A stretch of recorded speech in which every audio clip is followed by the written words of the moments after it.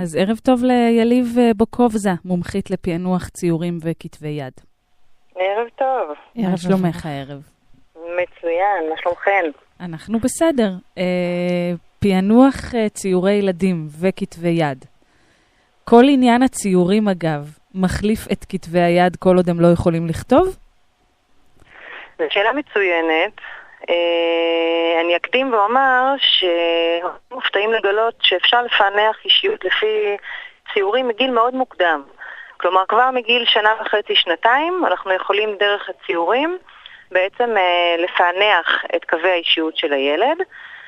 ומה שקורה עם השנים זה שבין גיל 8 ל-11 לרוב, ילדים מפסיקים לצייר. ואז כתב היד בעצם לאט לאט תופס את המקום של הציורים, ואנחנו משלבים בין מודלים של ציור לכתב היד, וגם זאת שאלה מעניינת דרך אגב. שלמה, בדיוק. אז אחת הסיבות שמפסיקים לצייר זה ביקורת. ביקורת גם שהם מפנים כלפי עצמם, וגם שהחברה מפנה כלפיהם. סיבה שנייה, והורים לא מודעים לזה, וזה הזמן ככה לחדד את הנקודה, זה בגלל טקסים ממושכים מדי. כלומר, ילד בן 5 שרוצה עכשיו לצייר בגואש, וכולנו מכירות את זה כאימהות, שהילד רוצה לצייר בגואש, ישר כל נורות ההזהרה נדלקות. חס וחלילה, מנקה איתה. בדיוק, איפה אפשר, איפה אי אפשר, ורגע לפני זה תלבש בגדים אחרים, נפרוס עיתונים, וזה לא תודה, אני אראה טלוויזיה. לגמרי. זאת אומרת, כל הטקס הממושך וההגבלות, טקסי הניקיון והסמרטוט שנמצא ליד ורק מחכה באיקון כדי שננקה, בעצם מוציא את החשק ליצירה. והרבה מאוד ילדים לאט לאט מעדיפים לא לגעת בזה, יחד עם כמובן ילדים שנוטים לפרפקציוניזם, לשאיפה לשלמות, ואז אם זה לא יוצא בדיוק כמו שאני רוצה וכמו שיש לי בראש, אז עדיף שלא יהיה. בדיוק. ואני נותנת הרבה מאוד טיפים להורים, איך בעצם לעודד את היצירה, ולא לתת לילד להפסיק לצייר. אחד הדברים שאני ממליצה להורים, זה למשל לצייר יחד עם הילד, אבל בעיניים עצומות. זאת אומרת, להחזיר את ההנאה מתהליך החוויה, מתהליך היצירה, ולאו דווקא מהתוצאה ממה שקורה בסוף. וזה מחזיר לילד קצת את הביטחון, שגם אבא או אמא יכולים להשתתות, וגם התוצאה לא ממש חשובה, וכל הכיף זה בעצם לצייר ולחוות. ויש עוד טיפים רבים שאפשר לתת להורים בנושא הזה של ילד שמפסיק לצייר. אני יודעת שיש את העניין שילדים הרבה פעמים נועצים את הצבע ככה בנייר, הם ממש ככה נקודות ודי קצת באגרסיביות, ואנחנו מאוד חוששים לטושים, נכון? נכון. ואנחנו עושים עם זה איזושהי טעות בגישה שלנו, נכון? נכון לגמרי, ואני ממליצה להורים לקנות טושים זולים, ומהיום לברך כשהילד נועץ את הטוש בדף. כי? הסיבה היא מאוד פשוטה, כי ילדים עושים את זה בדרך כלל בגיל מאוד צעיר, בין גיל שנה ל3, 4 מקסימום. הסיבה שהם עושים את זה, זה כדי לעודד את הסקרנות שלהם. כלומר, נתת לילד טוש, הוא רוצה לבחון מה יכול לצאת מהטוש הזה. אז הוא עושה קווים ועיגולים ונקודות, והוא משתמש בלחץ חזק יותר ובלחץ חלש, וכך הוא בעצם מפתח את המוטיבציה שלו ללמוד ואת הסקרנות. וזאת הדרך, אחת הדרכים דרך אגב, ללמוד על ילד דרך הציורים, האם יש לו מוטיבציה ללמוד, האם הוא ילד סקרן. אם אתה רואה בשרבוטים של הילד, באותו קשקוש בלבוש שאנחנו בדרך כלל לא מתייחסים אליו, גם נקודות, גם קווים עיגולים, גם קווים זוויתיים, אתה יודע שמדובר בילד סקרן שחוקר ובודק ורוצה להתנסות. ולכן תקנו טושים זולים ותשמחו. בואי נעשה ככה תפנית לעניינים יותר מהותיים. כמה פעמים את נתקלת ממש בפענוח מדויק של מקרים, נקרא לזה קריטיים אצל ילד? תגדירי קריטיים. כי הרבה פעמים להורים הרבה מאוד דילמות. הטרדה מינית, אלימות במשפחה, דברים שבאמת יכולים להצביע על בעיה מהותית. אוקיי, אז אני ארחיב את היריעה, כי מה שאת בעצם מדברת עליו זה על ילדים שנמצאים במצוקה שהיא אקוטית. וכן, אני נתקלת במקרים כאלה, אני גם מתנדבת במעונות לנשים מוכות, ושם אני מאבחנת בעצם את המצב של הילדים שמגיעים לשם, דרך הציורים. ואת מוצאת את זה כמדויק, זאת אומרת, את מצליחה לפענח ציורים וממש להצביע על מה הילד עבר? אני לא מחפשת את העובדתיות, כלומר אני לא מחפשת לעלות על עובדות ודיוק בעובדות, אני מחפשת להבין איך הילד חווה את מה שהוא עבר, איך הילד מתמודד מבחינה רגשית, מבחינה קוגניטיבית, מבחינה חברתית, ובעיקר איזה כוחות ויכולות יש לו. זאת אומרת, כאן על זה אני שמה את הדגש, על נקודות החוזק, שמשם אפשר לעבוד איתו. כלומר, איך להתמודד עם הסיטואציה. כן, כן, לגמרי, וזה הרבה פעמים נותן הרבה מאוד נקודות אור, גם למטפלים שלו, גם לגננות שלו, וגם להורים שנמצאים איתו שם. אני רוצה אבל להרחיב קצת את היריעה, כי הרבה מאוד דילמות מגיעות אליי מהורים שהם אקוטיות ביום יום שלנו, הנורמטיבי, מה שנקרא. כמו ילד שמצייר גוף בלי איברים או פנים בלי... אוקיי. זה דרך אגב אחד המיתוסים.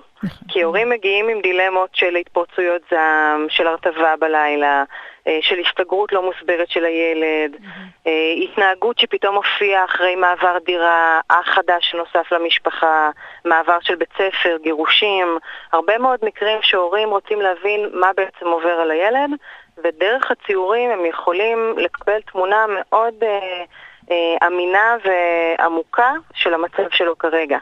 מה שהזכרת הוא מאוד חשוב, כי הרבה מאוד מיתוסים נקשרו לעניין של ציורי ילדים. למשל, כמו שאמרת, השמדת איברים.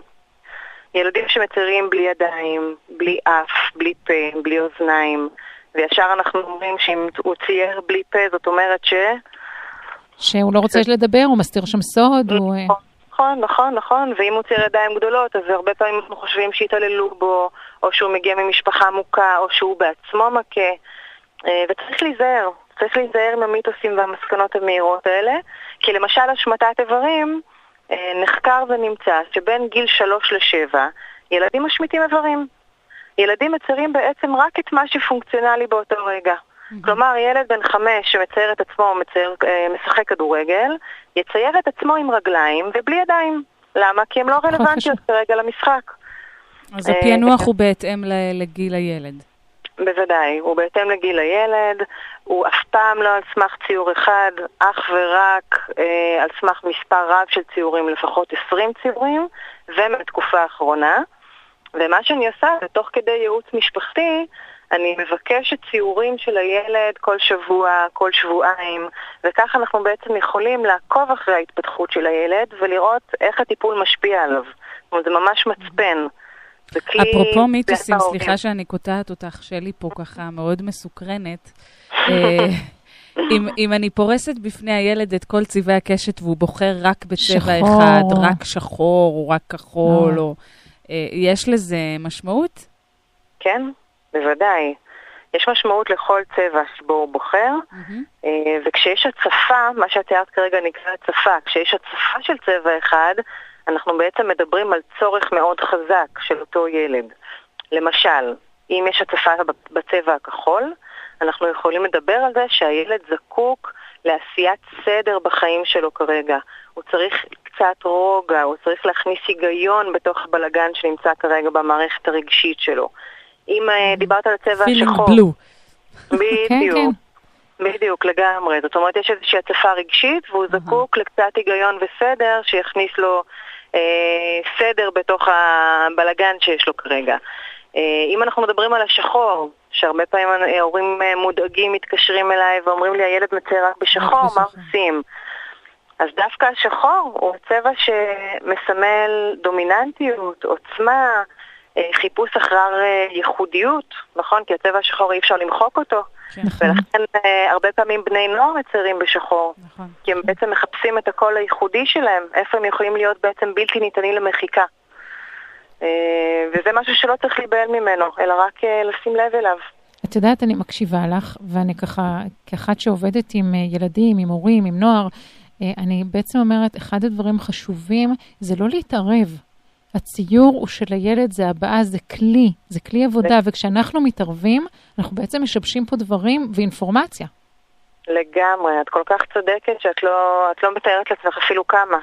אני רואה ציורים של ילדים שחצי מהציור אתה רואה ממש בוודאות שאמא התערבה או הגננת התערבה, וזה לא הציור של הילד, זה לא מה שהוא רצה להביע, זה לא היצירה שלו, זה לא העולם שלו, וגם אין לנו שום דרך לפענח את הציור הזה כיוון שהוא לא שלו. ולכן המהות של היצירה זה באמת לאפשר לילד להביע את עצמו בצורה אותנטית, גם אם הוא צייר דשא אדום ושמיים ירוקים, זה לא שהוא לא יודע שהשמיים כחולים, הוא יודע, אבל הוא בחר לצייר אותם אדומים או ירוקים או צהובים, וצריך לתת לו ליהנות מזה. זה המקום היחידי שהוא יכול להביע את עצמו איך שבא לו. אותנטי לחלוטין. חוקים, כן, לגמרי אותנטי. אני חושבת שבדור שלנו, בדורות שלנו, יותר הקפידו על זה, על הטעויות הנפוצות האלה. אני ממש זוכרת את הגננת מעירה לי ששמש לא יכולה להיות בצבע ורוד.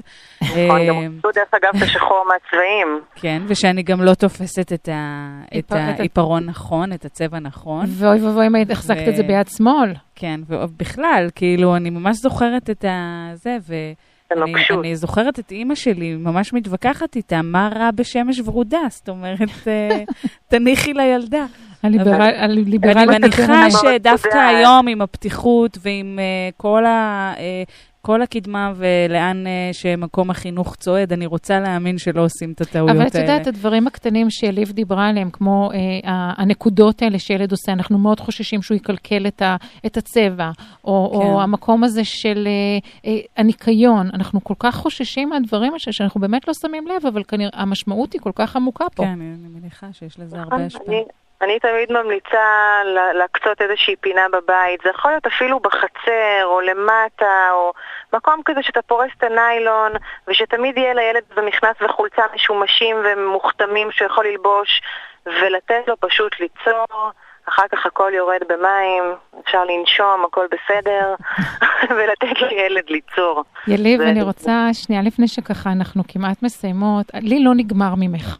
אני צריכה לשמוע עוד ועוד, ואחד הדברים שעשיתי במרכז התקשורת אמפתית, זה הזמנתי אותך לבוא ולתת לנו עוד.